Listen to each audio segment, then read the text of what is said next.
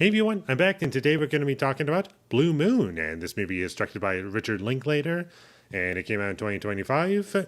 And it got nominated for an Oscar for Ethan Hawke in Best Lead Actor. And I'll say this much about him: I thought he did a great job in this movie, and he's also supposed to be playing a character that's very short, and I believed it. I thought they did a good job at showcasing that he's a short person, and that was one of my favorite aspects to the movie. Just his character and the dialogue. It was very well written, and these characters acted naturally and were well defined. And the movie's well shot. And also, this movie came out the same month as Nouvelle Vague, or at least according to Google. And I do feel as though it's interesting to compare those two. And there are some similarities that you could point at, even if they are kind of vague. But I do feel as though Nouvelle Vague is the superior film to these two films, in my opinion. I just feel as though that movie offered me more, and I'm more likely to revisit it.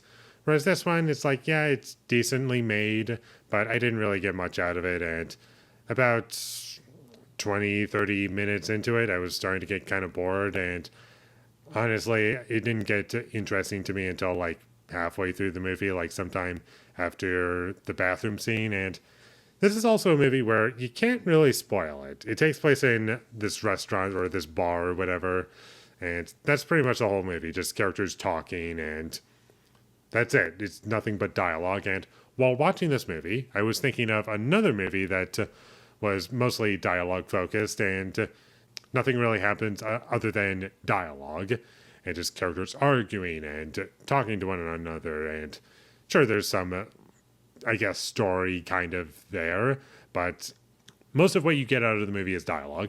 And the movie that I'm thinking of is Steve Jobs, and where that movie excels at is the dialogue and me being able to get attached to what characters are talking about, even though it's based off of a person who I guess people already are attached to. But I will say, for someone who didn't really know anything about him going into that movie, because that was one thing about it that I don't think I mentioned in my review for Steve Jobs, is that I basically knew nothing about him other than he's the founder of Apple, and that's pretty much all I knew about the guy. And I found everything in that movie interesting. Whereas this movie, sure, it has some similarities, but I feel as though the strengths of Steve Jobs were much stronger. And this movie, while it tries for sure, it just didn't really hook me. I wasn't really interested in the characters, the story, and I was just getting kind of bored up until the bathroom scene about halfway through the movie. I was like, okay, that's interesting. And when I say bathroom scene, it's like the only other time we're in a room that's not just a bar. And I was kind of bored throughout certain parts of the film. The story itself was just fine, and I will say Ethan Hawke in this movie, as much as I enjoyed him, for one split second, when they first revealed his face, I thought it was Jim Carrey. Not gonna lie. But then I realized, oh, it's Ethan Hawke. And also, another thing while watching this movie was that as I was watching it, I started to realize I actually have a lot of similar problems to this movie that I have with Boyhood, where I just don't connect with it. And it's just not a film that speaks to me. And that's not to say that Richard Linklater hasn't made any movies that I don't connect with. Like, I love Before Sunrise and Sunset. I haven't seen Before Midnight yet.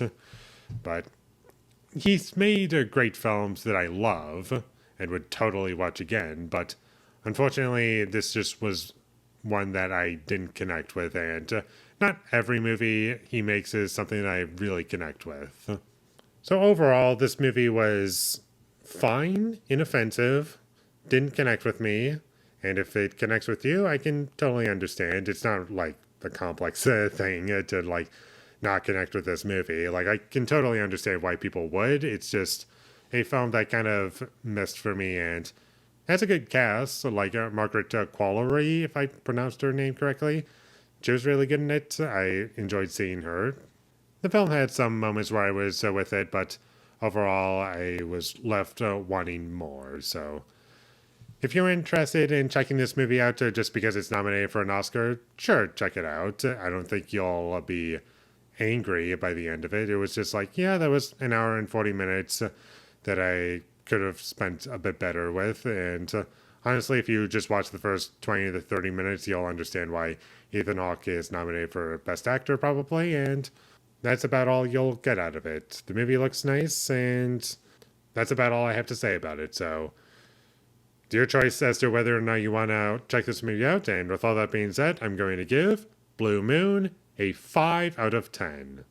Thank you for watching my videos. As always, if you enjoyed this review, be sure to leave a like and comment down below what you thought of Blue Moon, and my social media links, they will all be in the description, so follow me there. And last but not least, subscribe to be a part of Foley Nation, and I'll see you when I get my next review up, and that is going to be for Bronson. So look forward to that, but until I get that up, thank you for watching and have a great day.